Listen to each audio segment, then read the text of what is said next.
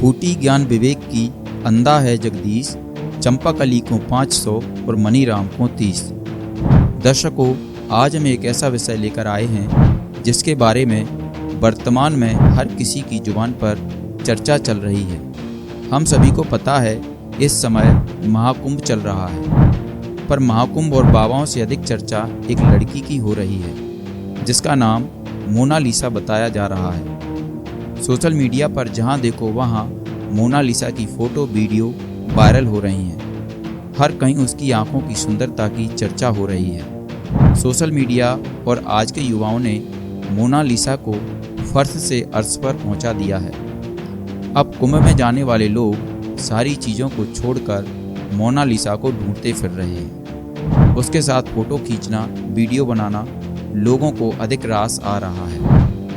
हर कोई YouTuber, blogger, news वाले अपना कैमरा लेकर मोनालिसा के साथ वीडियो बनाने, इंटरव्यू लेने और फ़ोटो खींचने के लिए तैयार हैं। इसका मतलब तो यही है कि एक लड़की के आगे महाकुंभ और उसमें आने वाले सभी साधु फैल हैं। आज का माहौल देखकर एक पुरानी घटना याद आ रही है। लगभग 250 वर्ष पहले भी कुछ ऐसा ही हुआ था। आइए उस घटना से रूबरू होते हैं। इसके बारे में संत रामपाल जी महाराज जी के मुखारबिंद से सुनते हैं। एक पंडित जी था, मनीराम नाम था उसका, मनीराम। और वो किसी गांव में कथा कर रहा था। उसने क्या, कोई तो एक सप्ताह की करते हैं, उसने 1 महीने की कथा रख दी किसी गांव में, 30 दिन की। लालच में रोज के 10-20 रुपए दावेंगे। पहले रुपया बहुत महंगा होता था, चांदी का नोट होता था। 1 रुपए के अंदर भैंस आ जाती, तो आज 50,000 की आती है, 70,000 की आती है। ऐसी कीमत थी उस रुपए की। अब उसने 30 दिन तक कथा करी। 30वें दिन उसने भोग लगाना था, कथा का संपूर्ण करना था। तो गांव के कुछ निकम्मे से होया अगर गांव में भी जो शरारती टाइप व्यक्ति, उन्होंने क्या किया कि वो पंडित जी भाई गांव ने इकट्ठा करेगा, ना जाने कितने पैसे लूट के ले जाएगा। उन्होंने उसी दिन एक नाचने गाने वाली लड़की बुला ली, चंपाकली, दिल्ली से। और उसी दिन, जिस दिन भोग पड़ना था, उसी दिन बराबर में चिमटा गाड़ दिया। अब उस नाचने वाली तो 2 घंटे में 500 रुपये लेगी, चांदी के 500 रुपये का सारे गांव में। और 30 दिन में पंडित जी का आए 30 रुपये। 30 दिन उसने जो ड्रामा करा, 30 रुपये आए। और वह 2 घंटे में लेगी 500 रुपये। तो वो मनीराम ब्राह्मण अपने लेकर 30 रुपये चल पड़ा। उसको ये पता चला कि यहां कोई संत रहते हैं, गरीबदास जी।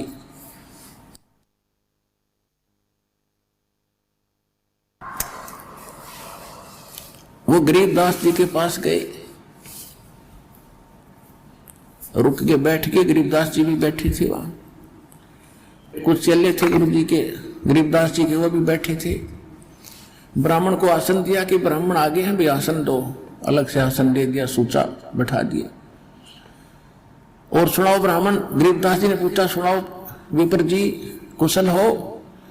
मनीराम जी कहता, महाराज क्या कुशल है?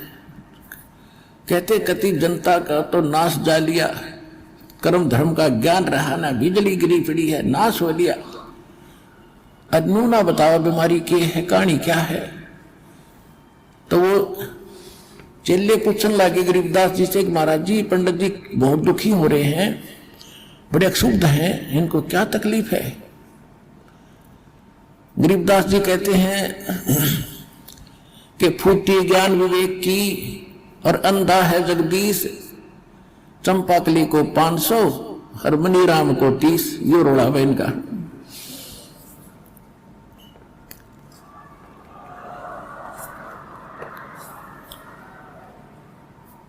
गरीबदास जी कहते हैं, जनता का विवेक खत्म हो लिया भाई,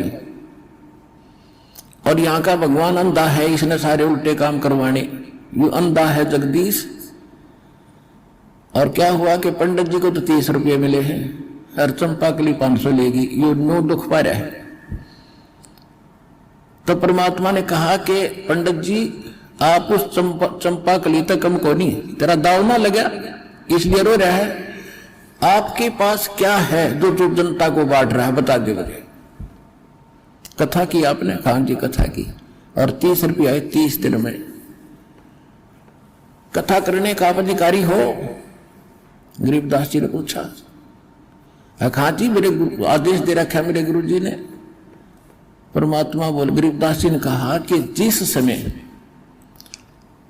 राजा परीक्षित को सर्प ने डसना था ऋषि के श्राप से, उस समय ये सारे ब्राह्मण तुम्हारे जो हेड थे मुखिया, इंक्लूडिंग वेद व्यास जिसने ये पुराण लिखी, सुधा सागर, सुख सागर कहते हो तुम जिसको, इसकी कथा सुनानी थी उसको 7 दिन, और किसी ने हिम्मत नहीं करी। तेरी पृथ्वी के जितने ऋषि में ऋषि थे सब पीछे हट गए ब्राह्मण।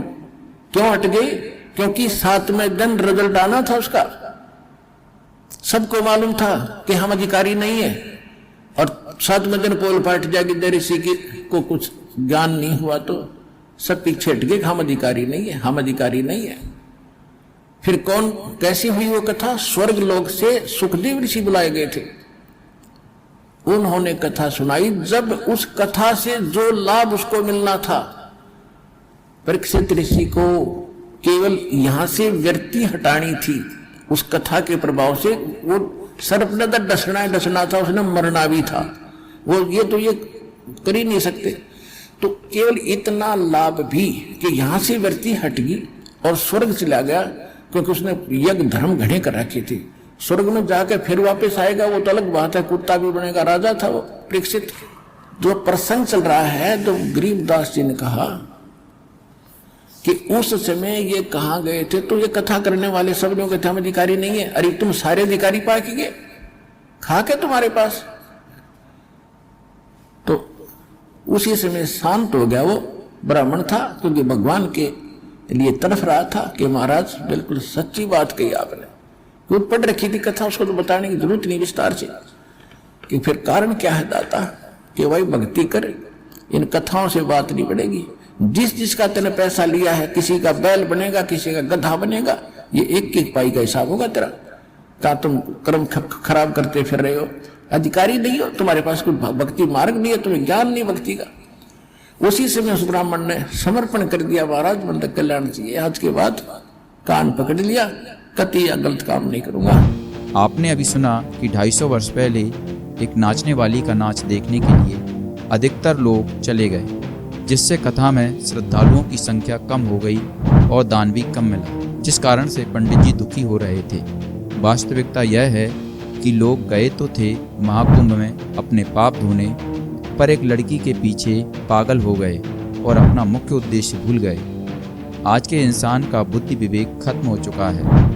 आज के गुरु श्रद्धालुओं को सही ज्ञान नहीं दे पा रहे हैं, सही दिशा निर्देश नहीं बता पा रहे हैं, जिस कारण से श्रद्धालु भ्रमित हो जाते हैं। कहीं ना कहीं इसे आध्यात्मिक ज्ञान की अल्पता ही मानी जा सकती है। इसलिए गरीबदास जी महाराज जी की यह वाणी बिल्कुल खरी उतरती है कि फूटी ज्ञान विवेक की अंधा है जगदीश, चंपाकली को 500 और मनी राम को 30। दर्शकों, हमारा ये वीडियो आपको अच्छा लगता है तो इसको लाइक ज़रूर करें, अपने दोस्तों के साथ शेयर भी करें। इसी तरीके के और भी वीडियो पाने के लिए हमारे इस चैनल को सब्सक्राइब करना न भूलें। धन्यवाद।